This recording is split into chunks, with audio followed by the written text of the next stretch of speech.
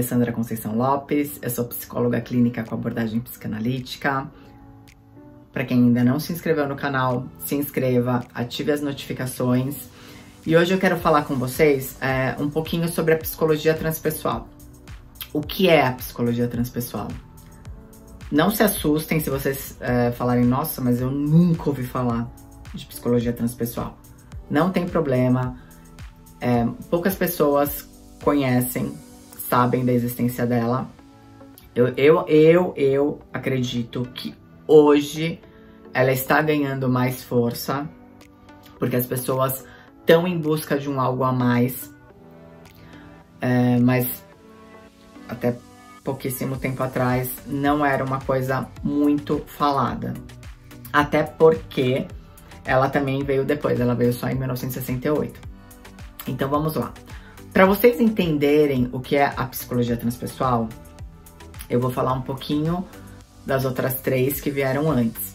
Então, em 1913, com o John Watson, nasce a primeira força da psicologia, que é o behaviorismo. O que acontece? O Watson, ele começou a questionar as pessoas falando o seguinte: não, nós temos que mensurar, replicar tudo em laboratório. Esses 5 sentidos, eles têm que ser palpáveis. Tem que ser estudado em cima deles. Então, foi-se para o laboratório para ficar fazendo essa coisa de observar o comportamento humano.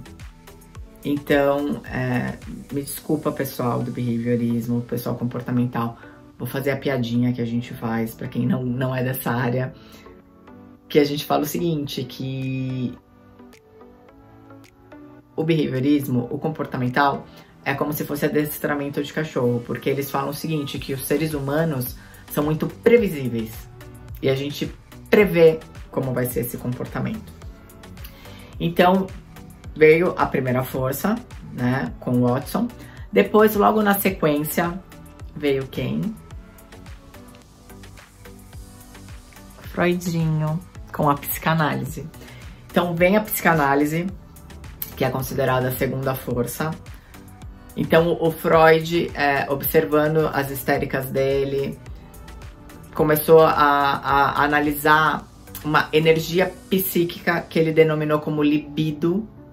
Só que ele dizia no começo que isso tinha um cunho sexual, porque sempre tinha alguma história por detrás com cunho sexual. O que fez com que nos anos seguintes ele tivesse muitos seguidores, muitos, mas também tiveram alguns que questionaram algumas teorias dele. Aconteceu inclusive com o Jung, que Freud admirava muito. Quando eles se conheceram, o Jung e o Freud, eles ficaram por 13 horas ininterruptas conversando. Freud se encantou pelo Jung, se encantou. Falou, não, você vai ser meu sucessor, você é o cara. Depois que eles se conheceram, quando o Jung foi embora, eles ficavam se correspondendo, se falando por carta. Muitas cartas. Até que, em 1912, o Jung começou a falar o seguinte pro Freud. Olha, Freud, eu discordo de alguns pontos da sua teoria. Eu acredito que essas coisas não sejam só de cunho sexual, tem um algo a mais. E ele começou a falar para o Freud sobre arquétipos, sobre símbolos, sobre essas coisas que transcendem a existência. E daí o Freud falou, não. E nisso eles romperam. Diz as más línguas que quando eles romperam, Freud até desmaiou. Não estava lá, não posso afirmar, só estou fazendo uma fofoca. Depois da segunda força, veio a terceira força, que veio da Europa e dos Estados Unidos, que é denominada a psicologia humanista, que foi o seguinte: os próximos pesquisadores começaram a falar, olha, o negócio é o seguinte, fica fazendo essa coisa quantitativa, reprodução em laboratório, mensurável, palpável. Não. E cadê o ser humano na sua essência? Aonde tá o outro lado, não só focado na doença? O ser humano é muito mais que só a doença. Então, na década de 50, surgiu a psicologia humanista. Dentro da psicologia humanista, tem o Maslow, que ele começou a se aprofundar mais na psicologia humanista.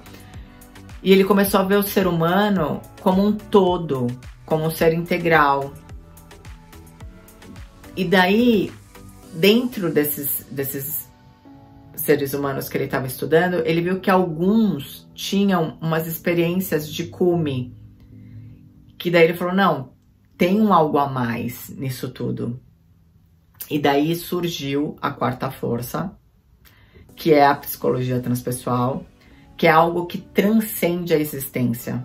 Então, na transpessoal, engloba tudo. É esse ser humano como um todo. É o ser humano integral. E para isso, para você chegar nessas experiências de cume, lá atrás, Groff fazia até algumas pesquisas com LSD digamos assim que... Qual o termo que eu vou usar? Para que fosse mais rápido essa coisa de transcender. Hoje em dia, na terapia transpessoal, como que geralmente esse ser humano chega nessa coisa integral? Ken Wilber é um autor que fala muito sobre isso. E são as vivências, por exemplo, xamânicas, meditação, yoga.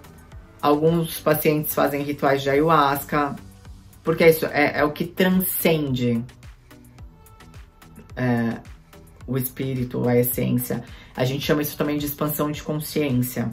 Então, esse ser humano que está em busca desse ser integral, o que ele faz? Ele se conhece, ele não vive nessa coisa do automático.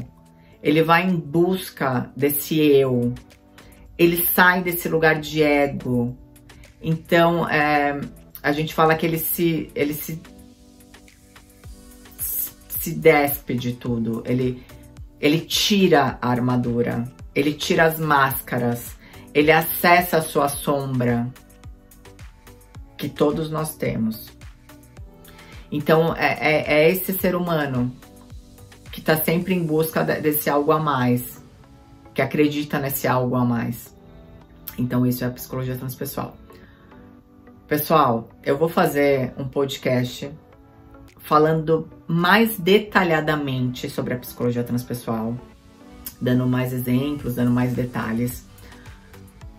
Para quem tiver alguma dúvida e quiser perguntar, pode deixar comentário. Assim que possível eu respondo. Eu espero que vocês tenham entendido. Para quem não conhecia, agora ficou sabendo de mais, uma força da psicologia. Para quem não se inscreveu no canal, se inscreva, ative as notificações. E assim que possível, eu volto com mais um vídeo para vocês. Muito obrigada pela atenção de todos e até o próximo. Tchau!